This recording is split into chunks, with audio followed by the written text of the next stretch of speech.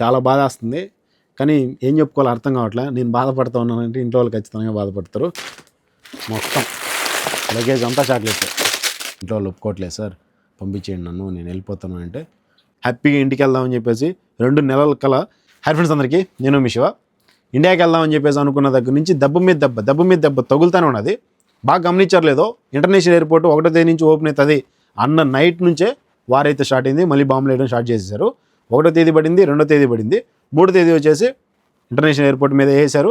అది డ్యామేజ్ అయిపోయింది, మళ్ళీ క్లోజ్ అయిపోయింది. ఆ తర్వాత 4వ తేదీ బాంబులు వేయడం ఆపేశారనమాట. గమనించండి, ఎవరైనా కోవిడ్లో ఉన్న వాళ్ళని అడగండి, ఇదే జరిగింది. సో నాకు 4వ తేదీ నైటు అసలు ఏ సౌండ్ వినపడలా. ఇంటర్నేషనల్ ఎయిర్పోర్ట్ డ్యామేజ్ అయిన తర్వాత దాన్నే టార్గెట్ చేస్తున్నారేమో అని చెప్పి అనిపిస్తుంది అనమాట. మా సార్ వచ్చేసి 2 ఆప్షన్లు ఇచ్చాడనమాట. మా సార్ చెప్పిన 2 ఆప్షన్ల గురించి చెప్తా.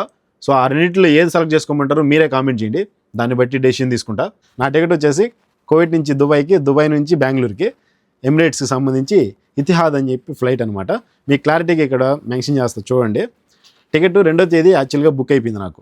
జూన్ 2వ తేదీ నేను ఇంటికి ఉండాల్సిన ఉండి. జూన్ 2వ తేదీ టైమింగ్ చేంజ్ అయింది. తెల్లవారుజాము 4 గంటలకు వెళ్ళాల్సిన ఫ్లైటు 4 గంటల నుంచి 10 గంటలకి టైమింగ్ చేంజ్ అయింది. 10 గంటలకు లేయాల్సిన ఫ్లైటు జూన్ 4వ తేదీకి, అంటే షెడ్యూల్ ప్రకారం మారుస్తున్నారు అని చెప్పేసి జూన్ 4వ తేదీకి చేంజ్ అయింది. జూన్ 4వ తేదీ ఇంటికి వెళ్దాము హ్యాపీగా అని చెప్పేసి వారం 10 రోజుల నుంచి లగేజ్ ప్యాక్ చేసుకొని నా కోసం మా సారు డ్రైవర్ని తెచ్చుకున్నాడు. అతనికి అన్నీ నేర్పించేసా. హ్యాపీగా ఇంటికి వెళ్దామని చెప్పేసి 2 నెలల కల నేనైతే పిచ్చ హ్యాపీగా ఉన్నా. మొత్తం లగేజ్ అంతా కొనేసి ప్యాక్ చేసుకొని 3వ తేదీ నైట్ జరిగిన డ్యామేజ్కి ఇంటర్నేషనల్ ఎయిర్పోర్ట్ మళ్ళీ క్లోజ్ అయిపోయింది. కువైట్ ఎయిర్వేస్, జజీరా ఎయిర్వేస్ మాత్రమే నడుస్తుంది. సో ఆ రెండింటిలో మనకైతే టికెట్ బుక్ చేయాల. కొంచెం తక్కువలో మనకి ఎమిరేట్స్కి సంబంధించి ఇతిహాద్ ఫ్లైట్ అయితే బుక్ చేశాడు. సో ఏదైనా సరే ఇంటికి పోతున్నాం కదా, ఇంటర్నేషనల్ ఎయిర్పోర్ట్ ఓపెన్ అయింది కదా అని చెప్పేసి రేపు మొన్నట్లు ఇంటికాడ ఉన్న వాళ్ళని చూస్తామనే ఆలోచనతో ఉండి ఒక వారం 10 రోజుల నుంచి నిద్ర కూడా లే. చాలా బాధేస్తుంది. కానీ ఏం చెప్పుకోవాలో అర్థం కావట్లే. నేను బాధపడుతూ ఉన్నానంటే ఇంట్లో వాళ్ళు ఖచ్చితంగా బాధపడతారు. అందుకని చెప్పేసి నేను హ్యాపీగా ఉంటున్నా.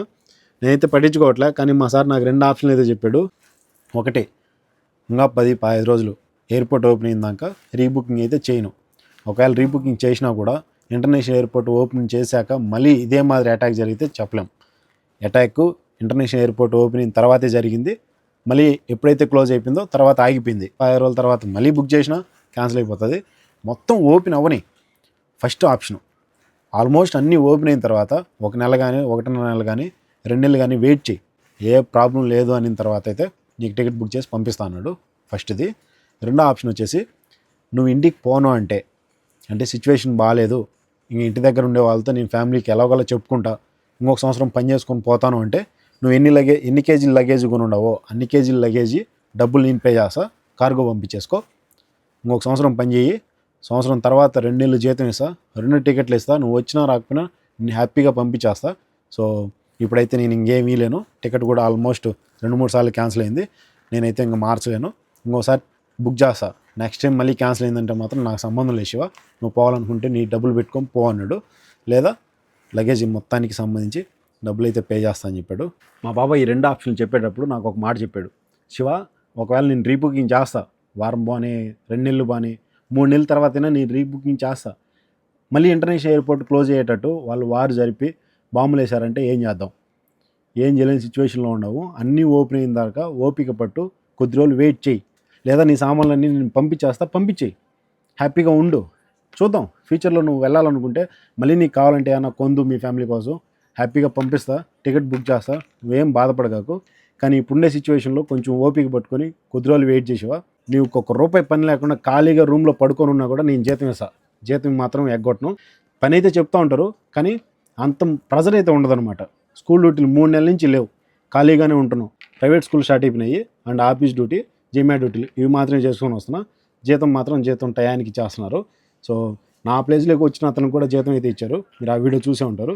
అది మా సార్ వాళ్ళు మాత్రం జీతం దగ్గర ఇబ్బంది పెట్టరు. నువ్వు పంపిస్తాలే, నేను పంపినని చెప్పట్లే. ఒకవేళ నువ్వు రేపు సంవత్సరం పోయినావంటే మాత్రం 2 నెలలు జీతం ఇస్తా, హ్యాపీగా వెళ్ళేసిరా, నీకు కొద్ది రోజులు పోనీ జీతం కూడా పెంచేదానికి ట్రై చేస్తా, జీతం పెంచుతా, ఇంకో 10 దినాలు ఇస్తా అని చెప్పేసి అంటున్నాడు. టికెట్ క్యాన్సిల్ అయిపోయిందని పెట్టగానే 1 గంట సేపు వెయిట్ చేసి ఆ తర్వాత మెసేజ్ చేశాను అనమాట మా బాబాకి. మా ఇంట్లో వాళ్ళకి చెప్పాను నేను. మా ఇంట్లో వాళ్ళు ఒప్పుకోవట్లేదు, నెక్స్ట్ ఇయర్ వస్తానంటే ఈ ఇయర్ రమ్మని చెప్పేసి అంటుంది అమ్మ బాధపడుతుందని చెప్పేసి మెసేజ్ పెడితే చూసావు కదా, రాత్రి అటాక్ చేశారు. ఆ అటాక్ చేయడం వల్ల ఎయిర్పోర్ట్ క్లోజ్ అయిపోయింది. తదుపరి ఆదేశాలు వచ్చేంతవరకు ఎయిర్పోర్ట్ అయితే ఓపెన్ చేయరు. ఎయిర్పోర్ట్ చాలా డ్యామేజ్ అయిపోయింది. అది కావాలంటే చూడని చెప్పి ఇన్స్టాగ్రామ్లో ఆయన ఫాలో అయ్యిండే. న్యూస్కి సంబంధించి ఫోటో పెట్టాడు. నేను ఫోన్ చేసి మాట్లాడుతుంటా ఒక నిమిషం చూడండి. చాలా బాధేసింది. ఇంట్లో వాళ్ళు కూడా ఒప్పుకోవట్లే, వచ్చేయమని చెప్పేసి అంటున్నారు. ఒక సంవత్సరం పని చేసామంటే మాత్రం 2 నెలలు జీతం వస్తుంది అండ్ ఈ సంవత్సరం జీతం కూడా పెంచుతున్నాడు, లగేజ్ కూడా పంపించేస్తానన్నాడు. అన్నీ కలిసి వస్తాయి. ఒకవేళ మనం వెళ్ళిపోతాము అంటే మాత్రం 2 నెలలు పట్టచ్చు, 3 నెలలు పట్టచ్చు. లేదు ఇంటర్నేషనల్ ఎయిర్పోర్ట్ ఓపెన్ అయిన తర్వాత మళ్ళీ ఈ బాంబులు వార్ అనేది జరుగుతూ ఉండొచ్చు, చెప్పలేము. ఇంటర్నేషనల్ ఎయిర్పోర్ట్ని టార్గెట్ చేసినట్టు నాకు అనిపిస్తుంది. లగేజ్ చూడండి ఎంత కొన్నానో. ఇవి వచ్చేసి 2 జతలు బట్టలు పెట్టుకున్నా. మొత్తం లగేజ్ అంతా చాక్లెట్లే, వేరే ఏం లేవు. లగేజ్ మొత్తం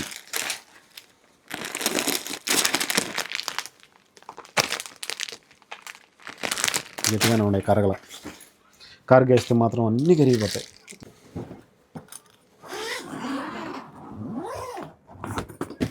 వారం 10 రోజుల నుంచి కష్టపడి లాస్ట్ మంత్ జీతంలో ఆల్మోస్ట్ సగం జీతం పెట్టుకున్న చాక్లెట్లు ఇవి. వీటిలో కొన్ని అన్న వాళ్ళవి ఉన్నాయి అండ్ నా ఫ్రెండ్స్ది కొన్ని ఉన్నాయి, ఒక 10-15 కిలోల దాకా. మిగతా 10-15 కిలోలు మొత్తం చాక్లెట్లే.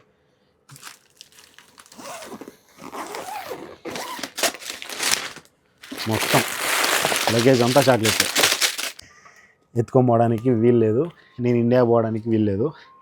సిచ్యువేషన్ ఏం బాగాలేదు అసలు, చేయాలో అర్థం కావట్లేదు. ఏమంటే ఉన్నానంటే ఆఖరికి డబ్బాల్లో పోసి పెట్టా, మొత్తం బాక్స్ అన్నీ పట్టట్లేదని చెప్పేసి. లగేజ్ మాత్రం పెట్టుకొని ఉంటా. ఇంకా ఒక వారం 10 రోజులు చూస్తా. మళ్ళీ ఇంటర్నేషనల్ ఎయిర్పోర్ట్ ఓపెన్ అయిన తర్వాత టికెట్ బుక్ చేసుకొని వెళ్ళిపోయినానంటే నాతో పాటు తీసుకుని వెళ్తా. లేదంటే మా సార్ దగ్గర డబ్బులు తీసుకొని పంపించేయండి సార్ అని చెప్పి లగేజ్ పంపించేసి నెక్స్ట్ ఇయర్ హ్యాపీగా ఇంకా ఎలా ఒకలా అడ్జస్ట్ అయిపోయి నెక్స్ట్ ఇయర్ హ్యాపీగా వెళ్దామని చెప్పేసి అనుకుంటున్నా. నాకు అలానే అనిపిస్తుంది. దుప్పట్లు మొత్తం నాకు సంబంధించిన బట్టలు ఏమాత్రం లేకుండా పోతున్నాను. మళ్ళీ వాళ్ళకి పని పెట్టినట్టు ఉంటుందని చెప్పేసి నాకు సంబంధించిన లగేజ్ అంతా ఆల్రెడీ ప్యాక్ చేసేసా.